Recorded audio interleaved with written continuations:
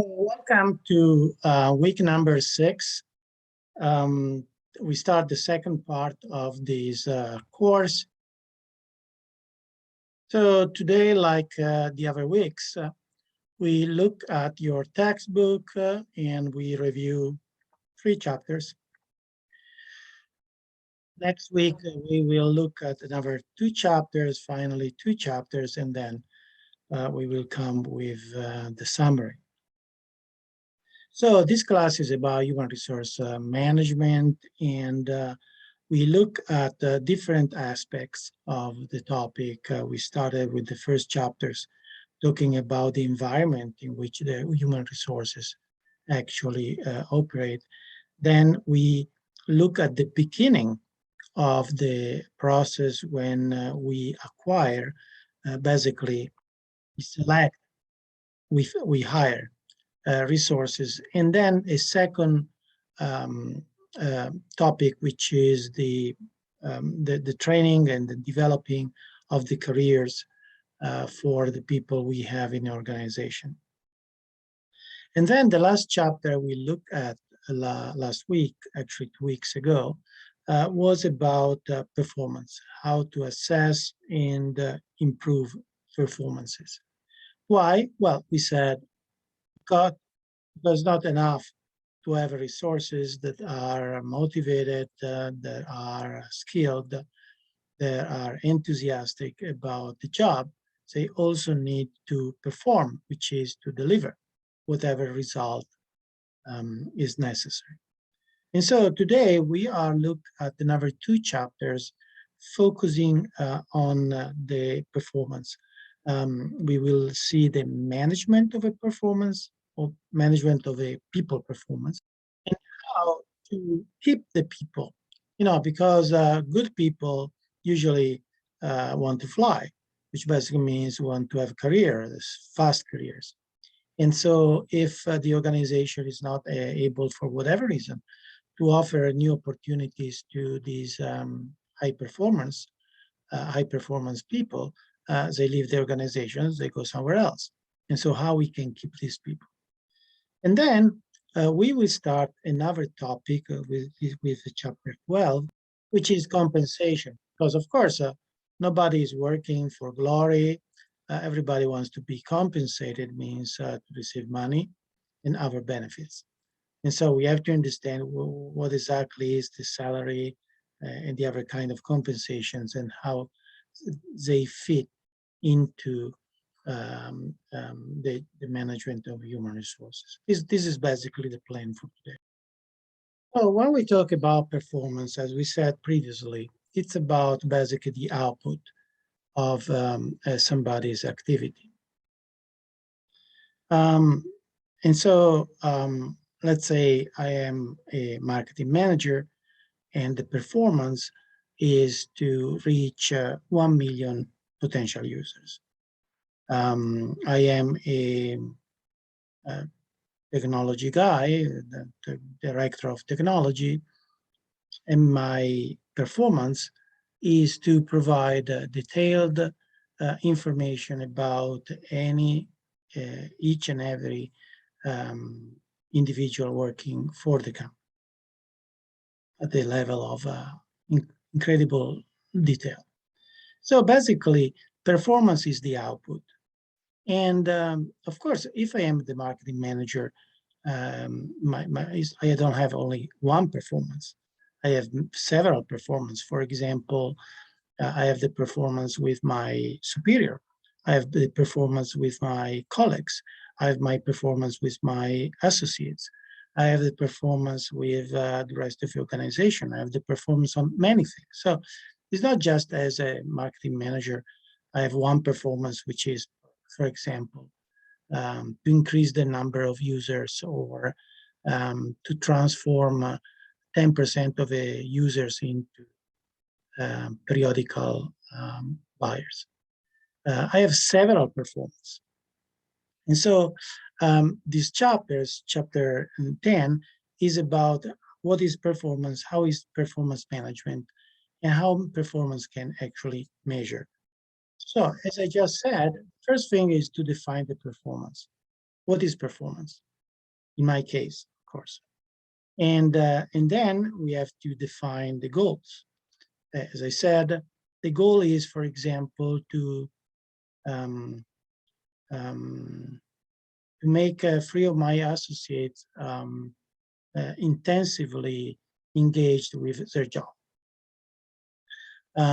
So we have to define what it is, and we have to define how we can measure actually this target. And then there is the evaluation, the measurement evaluation. And then, of course, there is the output of the evaluation, and then there is the feedback. So let me go back. First of all, there is the definition of a performance. Then we have to define exactly which performance are we talking about. Then we have the evaluation.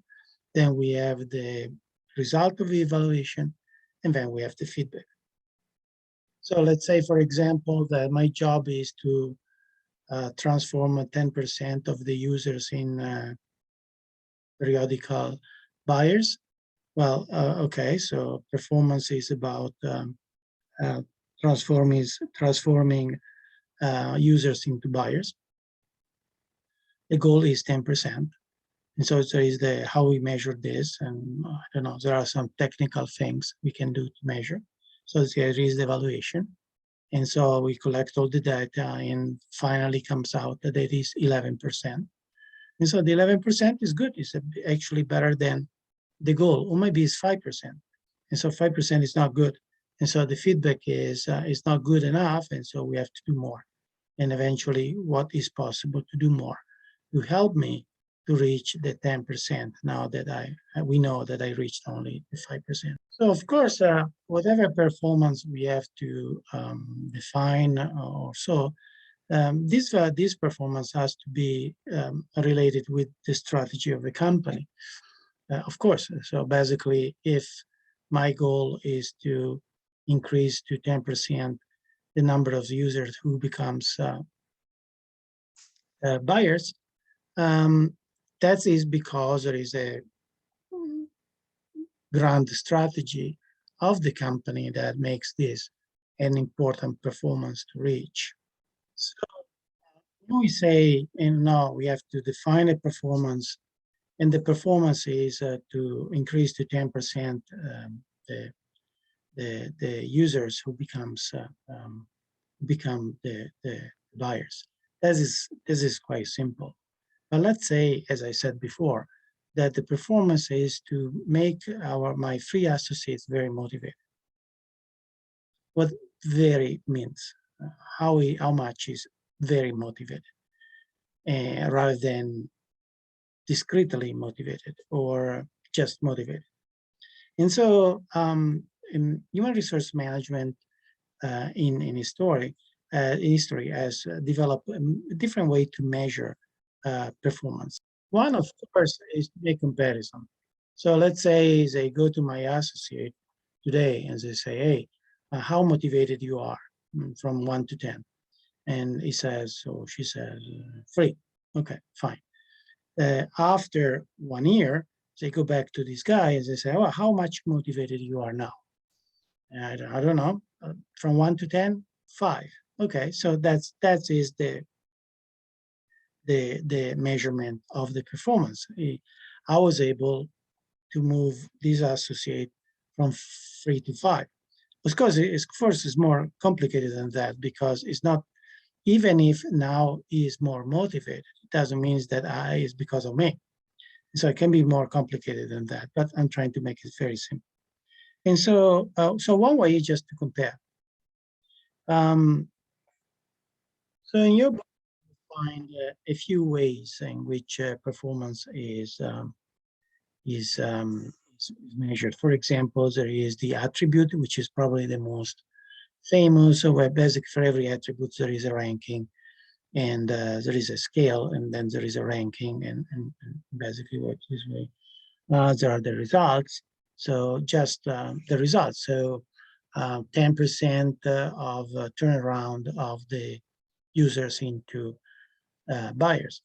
And so there are different ways. We will focus only on one, which is quality, because it's probably the more sophisticated, And somehow, if you understand that, you understand also the others. So the total quality management basically means that you have to focus on clients, not only the external client, but everybody in the organization is a client. And then you have to focus on, again, clients. Everybody is a client, like your associate is a client, your boss is a client, your colleague is a client. And then you try to improve your performance all over the place. So it's not just that you have to move from one performance to another, but you have to produce continuous improvement. And so it's not enough to move from 3 to 5, and then we have to move from 5 to 6, and then to 8, and so on. So basically, the improvement is part of the game. It's not just something that we have to reach exceptionally. So how we collect the information for making evaluation? Well, there are different ways, but it's always about information that we collect from managers, colleagues, our boss, our peers, our subordinates. They all, the customers themselves, because they are all people that produce information about how my performance is improving. And so if this system of clients, generally understood, are considered the permanent source of information, and basically this evaluation is continuously performed. At the end, you have a continuous circle of information about my performance. I receive a feedback. I know I have to improve, so I improve. And so step by step, this circle is a total quality control, because it forces me continuously to do better. So when the evaluation has been done and the results of evaluation are available, that's the moment in which I receive the feedback, or anybody receives the feedback. And so the feedback needs to be prepared. Usually a feedback is a meeting. The meeting needs to be prepared in a way that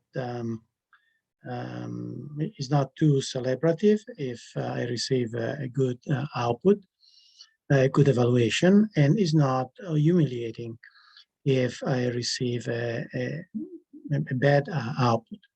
So it needs to be in a way that is very constructive, in which I don't go all over the place, but very rationally, I receive a feedback. Now I know better how the environment around me valued my performance and what are my performance with the environment.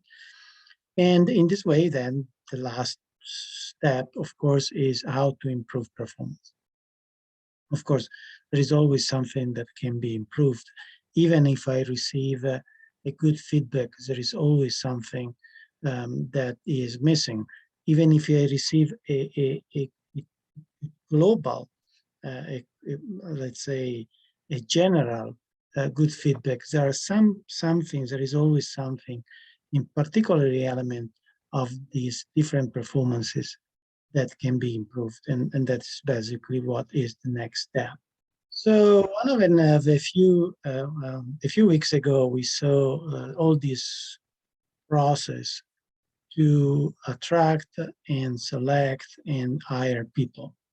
But of course, there is also the other side of the coin, which is when the people leave. And so sometimes they leave because they want to leave. Sometimes they leave because we fire them, because we made the situation for them unacceptable, like we cannot pay the salary, or we don't have any more the kind of job these people were used to do. And so now it's time for them only to do something else that is not what they want to do. Your book defines the involuntary turnover when it's the company that wants the employee to leave, and the voluntary turnover when is the employee, the one who wants to leave, maybe because he found or she found something better somewhere else. Now, There are some rules about leaving a company, even whatever is the situation, if it's a voluntary or an involuntary turnover. In the sense that in most countries, I would say in all countries, there are some legislation, some laws that are organizing how somebody can leave and or how somebody is fired. And these rules are made to make sure that nobody is damaging the other side. Let's say if I am an employee in a company and I know something very important, even if I leave, I have to maintain some kind of confidentiality on something I learn in the company, if is something that is required by law. At the same time, an organization cannot just fire whoever the organization wants. There are some rules that must be followed, particularly laws that according to not discrimination, for example, against women. So your book enters a little bit into these things. For example, it's not like a CEO can one day wake up and say, "Hey, I want to fire the managing the marketing director," because there need to be some reasons for that. So basically, the law is protecting the job of the people, particularly because behind these jobs there are families.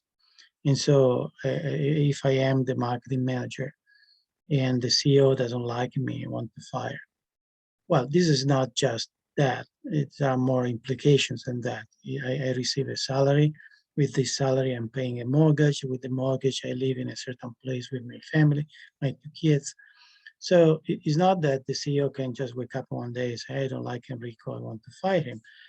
He needs to have some good reasons.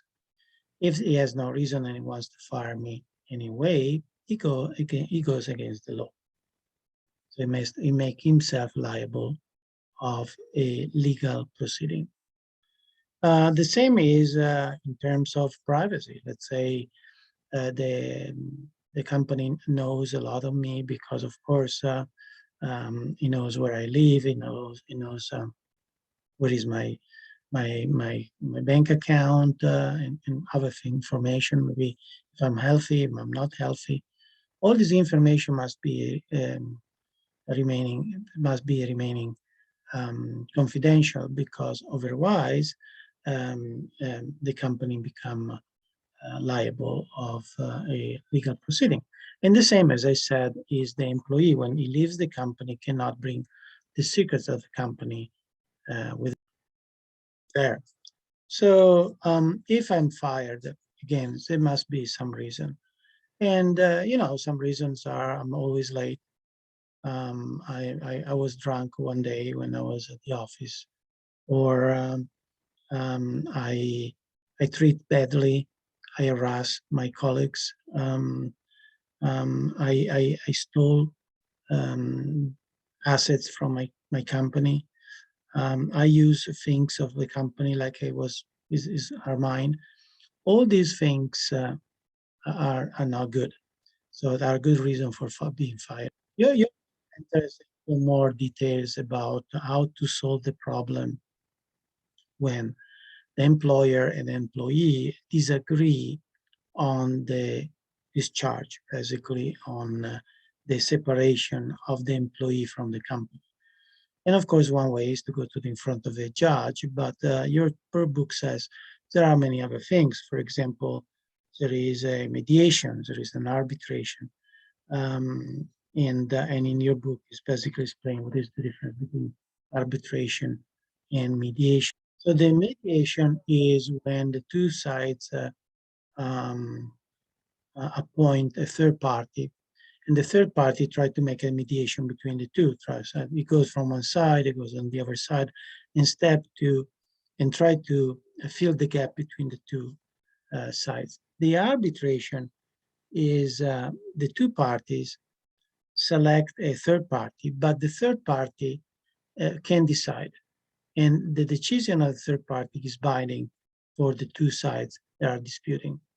And so that is basically how certain things can be solved. Or there are others that you can see in the book, but these are the most popular and in common. Of course, there is also the possibility that is the employee who decided to leave. And there are many reasons. One, of course, is because he or she doesn't feel comfortable living, working in that environment. It can be something psychological, so it would be something more practical, like the task, the activity that the employee has to do.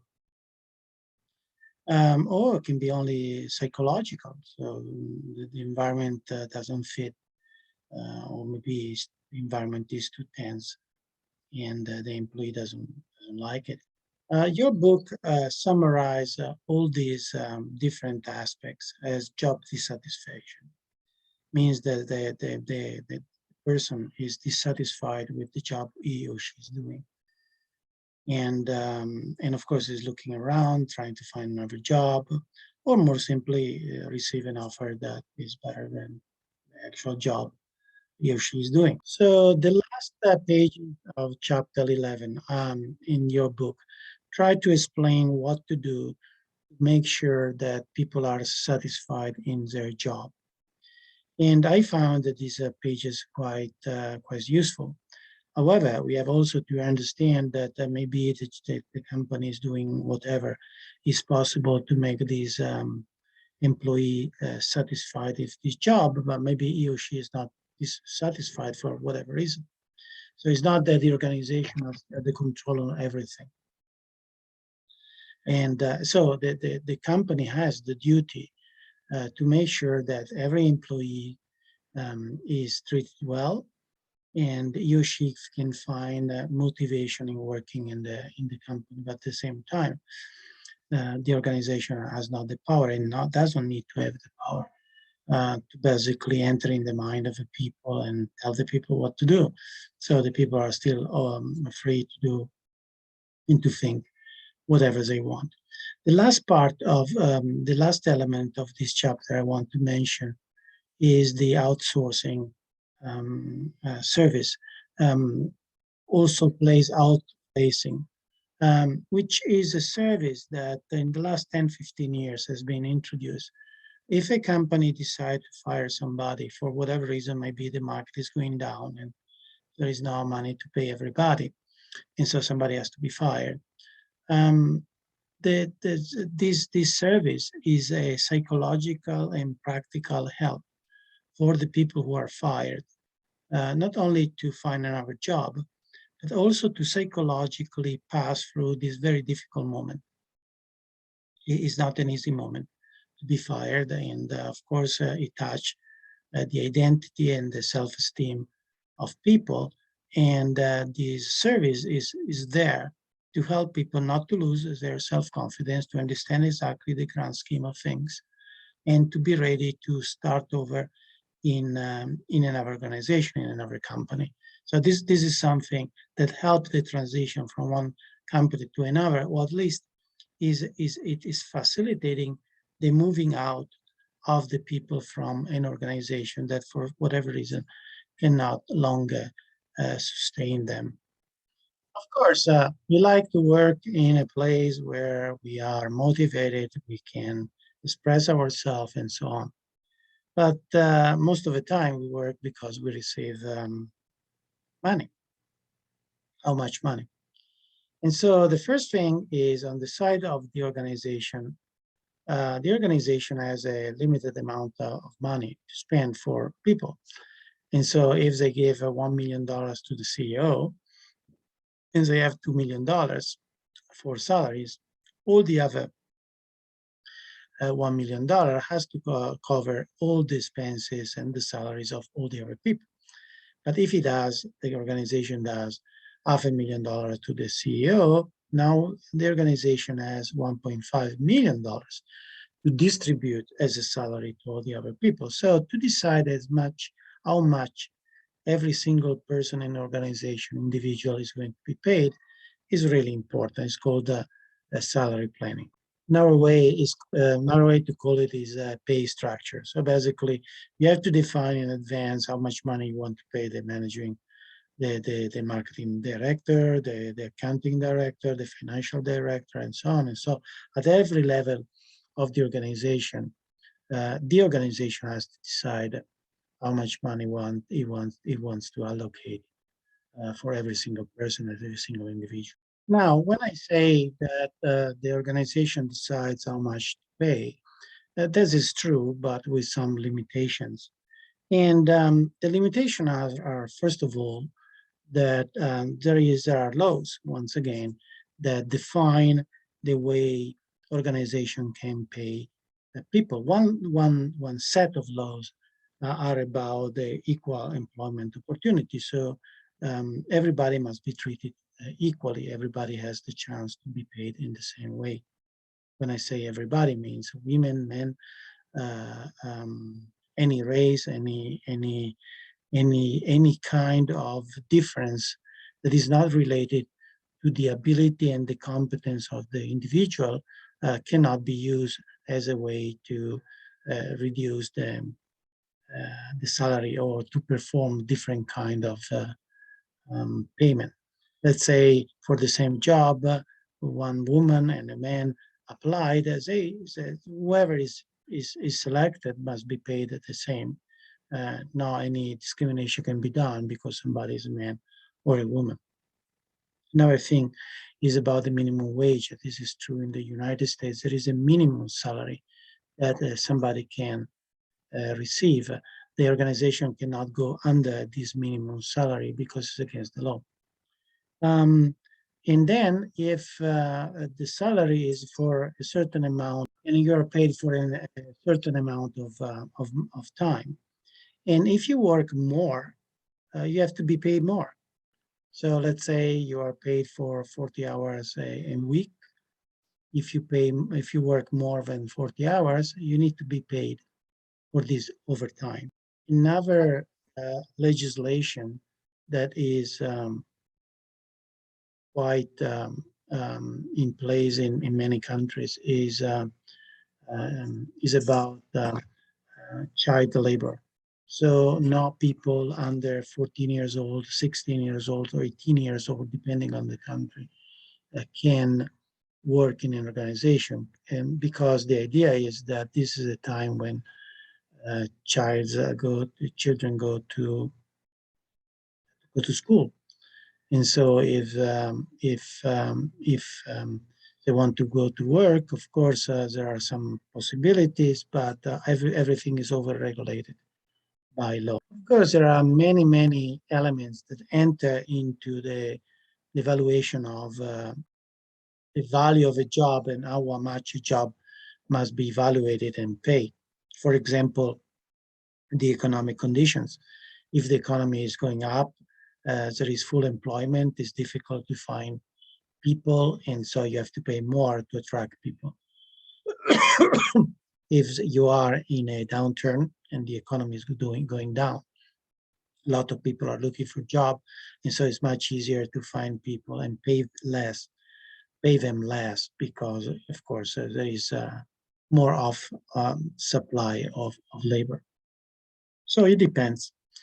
And another thing, of course, is how much value the job is producing. So let's say the financial director is offering to the company the ability to manage the money in a way that is producing profit, way to pay debts in a very simple way, to receive money from investors. And so this is a lot of value that this job is producing. And because it's producing a lot of value, of course, it needs to be the individual who's doing this job needs to be well paid. Another thing that must be considered is that there is an increasing level of payment the more you go from the bottom of the organization to the top, of course. And so if you have to pay somebody who is just answering the phone, and you have to understand that you can pay a certain amount of money because is a not highly qualified job, and there are many people that can do this job. But very successful CEOs, for example, are very few. And so if you are able to get one of them, you have to pay these people very much. And so the more you look at the top of the organization, and more, of course, the salaries, the amount of money that are paid is increasing. That is natural. So it's also true that in the organizations there are pay range, which basically means that maybe people at the same level in the organization, they might receive a salary that is not the same, but it's in the same range. Let's say the range is between 50,000 and 70,000, $75,000. And so all the managers receive, if they are low, 50,000. If they are on the top, $75,000, but not 125 and the other one 250. So there are ranges.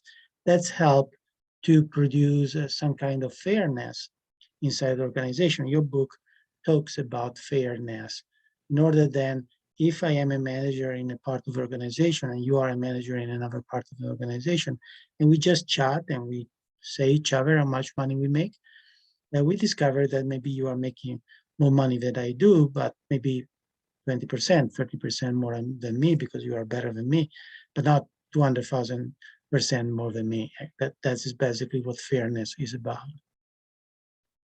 In the United States and in many countries, if you are an employee and for whatever reason you enter the military because you want to enter the military or because you are asked the military to go there, you have some rights, and the organization has some duties, which basically means, for example, they have to keep your job, and it depends because it depends what the legislation actually is. With that, we have finished the chapter 12, and next week we will look at another 2 or 3 chapters.